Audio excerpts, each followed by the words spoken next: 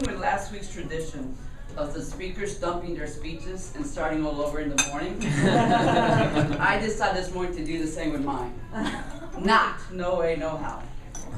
In order for me to tell you a little bit about myself, I have to begin before I was born. Most of you are wondering why I have this picture of the New York subway in front of me. Yes, I was born in New York City, but no, I wasn't born in the subway.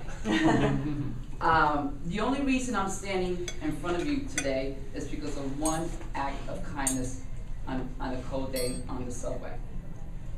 In the spirits of the holiday, I am who I am because of one act of kindness that was given to my mother by a total stranger on a certain day. My mother was married to a man who abused her, even though she was carrying a baby who was me. I never met my dad.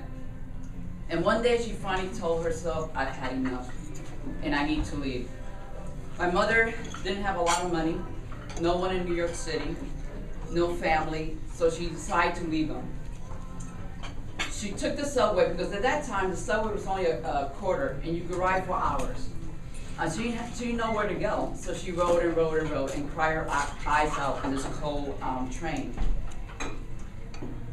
At one stop, this nice lady walks into the car and sits next to my mother. My mother is there still crying, everybody's looking at her.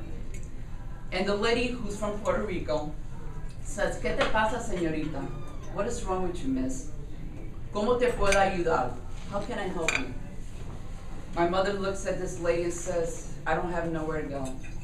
I left my husband, I don't have a lot of money, and I don't have any family here. And the nice lady says to my mother, you can come and stay with me in my small apartment and my 7 kids. I don't have much. I have only rice and beans to feed you, but you're welcome to stay with me.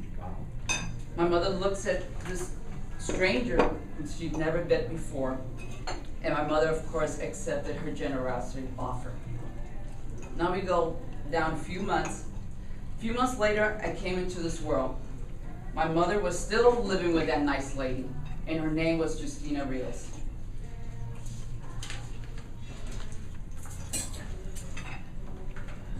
And this is a picture of my grandmother, the lady that I learned to love as my grandmother. See, when my mother had me, she was wild and crazy. You know how we girls like to have fun. So she wasn't ready to be a mom. So she left me in care of this lady who raised me in the middle of the South Bronx, in the worst neighborhood you ever want to know and see on TV. But my grandma was loved in the hood. She was loved by everyone in the ghetto. And in the morning, she would cook a big pot of white rice and beans every day. And everybody knew that her door was open to strangers, even though we were in the middle of the South Bronx in the projects. And as a teenager, you know how teenagers are. I hated eating rice and beans every day. Rice and beans every day, pork chop chicken, pork chop chicken. But people will come in and out of that door and get their little bite to eat, talk to my grandmother, and leave. We live in a neighborhood that was infected with drugs, alcohol, drinking, and gang activities in the South Bronx. Not safe at all. But because everyone loved my abuelita, no one ever hurt me, any of her siblings, or my grandmother.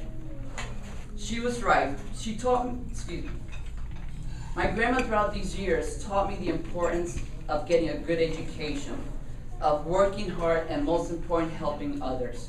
She was hard on me. She didn't want me to wind up like everybody else in the neighborhood. She always used to tell me, Carmen, or my nickname, Jeannie, Jeannie, you are special. You will get out of this neighborhood and you will do things. And she was right. I never really appreciated what my grandma did for me until, as we all are, we never appreciate our parents until we're older, until into my early years of adulthood. But just think, because of one act of kindness on that strange day, I was given the opportunity to go to England as a teenager, to graduate at the top of my class in high school, to serve my country in the Air Force for more than 14 years, to live in different countries and see and experience different cultures. I'm a New York fan. I was able to be a New York Mets fan. I finished college I travel many parts of the world, and I'm a mother to two great kids, 17 and 14 years old. One of my greatest accomplishments was I was able to finish college before my grandma was passed away, and my grandma was able to attend. And that's probably one of the happiest days of her life. So who am I? There's a quote that describes me. The apple doesn't fall far from the tree. I'm my grandmother. I am my grandmother. I too love to help others. There's no rice and beans in my house because I don't know how to cook. That's one thing I didn't learn from my grandmother. I'm not cooking the rice and beans. But in my profession as a loan officer for the past 17 years, I have helped over hundreds of first-time home buyers buy their home. And that's one of my biggest pleasures. Second, I have served on different nonprofit agencies that serve low-income families and seniors with their housing needs. I volunteer as often as I can. My door is always open to family and friends. So remember, sometimes history repeats itself. These are my two kids, and I think I'm running out of time. Oops, sorry. These are my two kids. But remember, sometimes history repeats itself.